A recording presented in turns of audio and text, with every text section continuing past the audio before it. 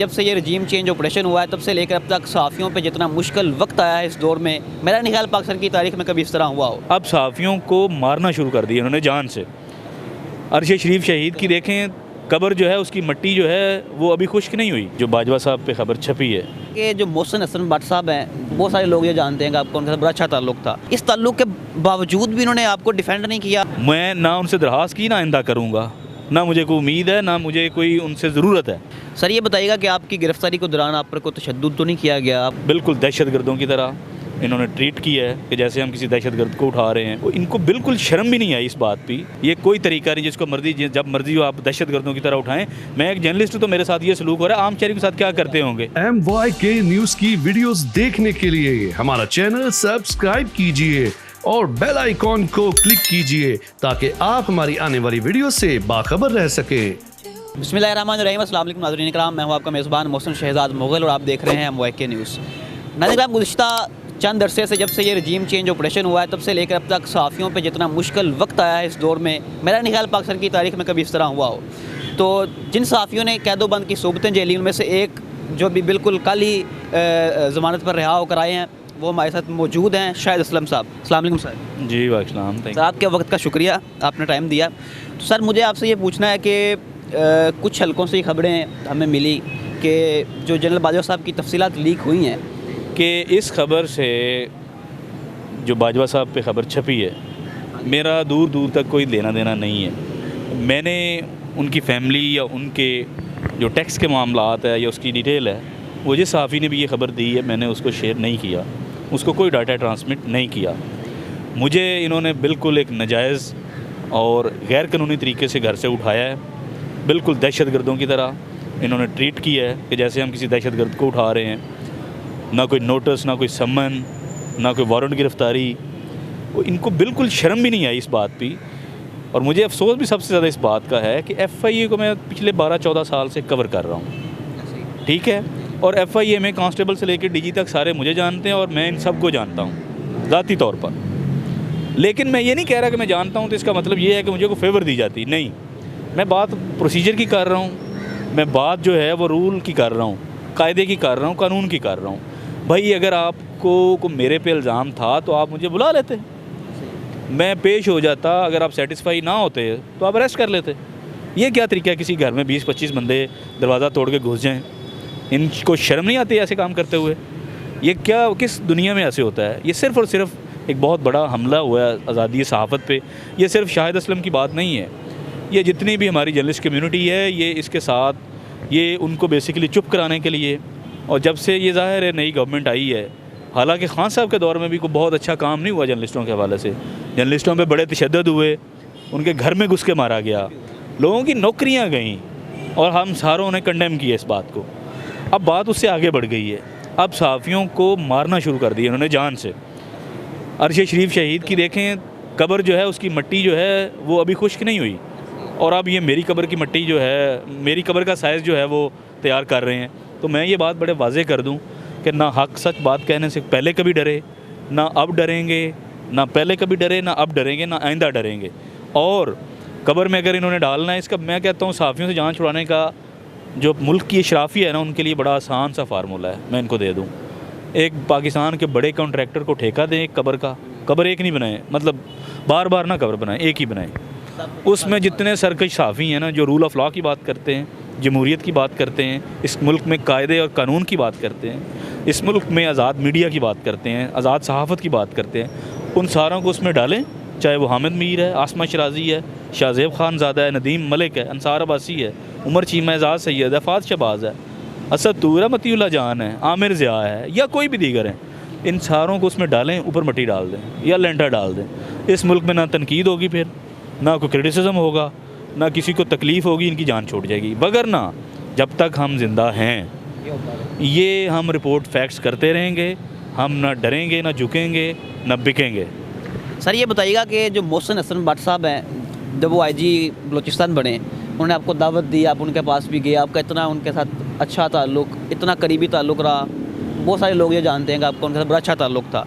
इस ताल्लुक़ के बावजूद भी इन्होंने आपको डिफेंड नहीं किया, आपकी गिरफ़्तारी हुई, आपका साथ नहीं दिया, क्या वजह? नहीं, मैं नहीं, देखिए मुझे भट्ट साहब के साथ इसमें कोई दो राय नहीं है कि मेरा उनके साथ पुरानी शनासाई है और मेरा उनके घर तक आना जाना है। मैं उनका ज़ाहिर जब बलूचिस्तान गया तो उनका मेहमान भी था, उन्हीं की दरख्वास्त में मैं उनकी दावत पे मैं बलूचिस्तान गया और उनकी सरकारी गाड़ी में चमन से तफ्तान तक मैं घूमा, उनके सिक्योरिटी प्रोटोकॉल में, उनके घर ठहरा, उनके साथ खाना खाया ये 14-15 दिन। बात ये है, लेकिन इसके बावजूद मैं नहीं कहता, ताल्लुक़ तो मेरा बहुत से लोगों से है, FIA में हो, चाहे FBR में हो, चाहे एंटी करप्शन में हो, चाहे बोर्ड ऑफ रेवेन्यू में हो या पॉलिटिशियन में हो। अब ताल्लुक़ की बुनियाद पे मैं ये नहीं कहूँगा कि वो DG FIA हैं तो मेरे साथ हाथ हौला रखें, नहीं, मैं जर्नलिस्ट हूँ, इसका ये मतलब नहीं है, या मेरा उनके तल्लुक़ है तो इसका मतलब ये नहीं है, मैं को बेग नहीं कर रहा, मुझे उनसे उस तल्लुक़ की बुनियाद पे किसी किस्म का रिलीफ नहीं चाहिए। मैं ना उनसे दरख्वास्त की, ना आइंदा करूँगा, ना मुझे कोई उम्मीद है, ना मुझे कोई उनसे ज़रूरत है। मैं बात सिर्फ कर रहा हूँ कायदे कानून की। भाई मैं सहाफ़ी हूँ, मेरे पे भी सारे कायदे कानून लागू होते हैं इस मुल्क के, मैं कोई कानून से ऊपर नहीं हूँ, मैं भी अकाउंटेबल हूँ। लेकिन बात यह है कि यार आपने इस तरह का काम करना है, आपको अगर कोई ऐसी चीज़ आपको लग रही है कि उसमें शाहिद का अगर रोल आ रहा है तो आप बुला लें, मुझे नोटिस दे के बुलाने में क्या हर्ज है। लेकिन मुझे FIA ने बताया कि उनको ऊपर से प्रेशर था कि इसको जलील करके ड्रैग करके ऐसे ही लाना है, कोई नोटिस नहीं देना, इसको कोई सम्मन नहीं करना, कोई, मैं कहता हूँ कुछ भी नहीं। सर ये बताइएगा कि आपकी गिरफ्तारी के दौरान आप पर कोई तशद्दुद तो नहीं किया गया, आपको किस तरह डील किया गया? देखें, जब बंदा कैद में जाता है ना, तो जब आप कैदी बन जाते हैं ना, आपको हथकड़ियाँ लग जाती हैं या लॉकअप में फेंक देते हैं या जेल में फेंक देते हैं आपको, तो फिर आप वर्स्ट के लिए भी मेंटली तौर पे तैयार हो कि आपके साथ कुछ भी ये हो सकता है या कर सकते हैं। और FIA ने अपने तौर पे जो वो कर सकते थे वो उन्होंने उस तरह का कुछ किया भी। लाइक आप ये कहें कि उन्होंने कोई मुझ पे उस तरह का तशद्दुद किया, लाइक मुझे मारा पीटा तो नहीं, लेकिन उन्होंने ये मरहला शुरू ज़रूर किया।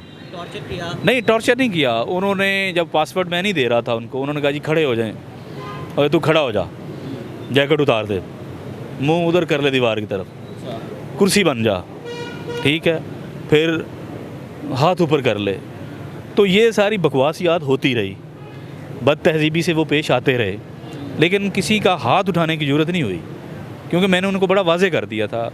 मैंने कहा, मैंने उनको कहता रहा, बल्कि मैंने जब ये सारी बात वो कर रहे थे ना, मैंने कहा बिल्कुल ठीक है, आप उठो, मारो, तशद्दुद करो, हड्डियाँ तोड़ो मेरी, पासपोर्ट आपको नहीं मिलेंगे।